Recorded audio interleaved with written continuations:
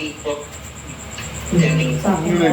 mga suspect na nakahanap sa paglabag sa Republic Act 9165 o Comprehensive Dangerous Drugs Act of 2002. Nakakulong sila sa Binangonan Municipal Police Station Disposal Facility. Para sa GMA Integrated News, EJ Gomez, nakatutok 24 oras. Ay nako, si Kiel. Doble-doble na. President Sara Duterte kay dating Vice President Lenny Robredo sa Naga City.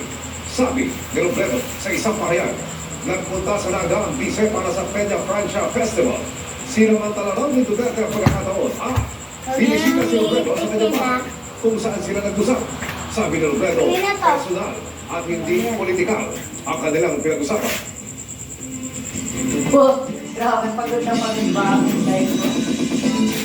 Namiss daw niya dati maglakad. Maglakad na kasi kami kanina. Pwede maglakad ka na maglakad. Ano mong problema? Sabi niya, Mami, namiss ko maglakad. Maglakad ka lang tayo pag uwi. Kanino itong pajamang to? Kay Nicole? Hindi mo na kami susunduin. Kanino to? Mami po. Baka na naman hanap ko na naman yung ano ha. Dahil ang alam niya ay kukunan na ang kanyang eksena. Laking gulat niya nang biglang tutok ang happy birthday.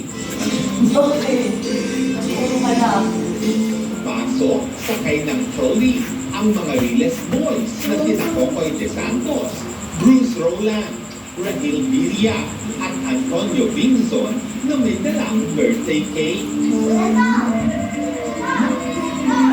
Gulat po ako, pero pinanakatawa talaga na nakasakay sila dito.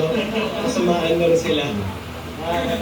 Wish nila kay Miguel. Mabaklasin natin sa linggo to.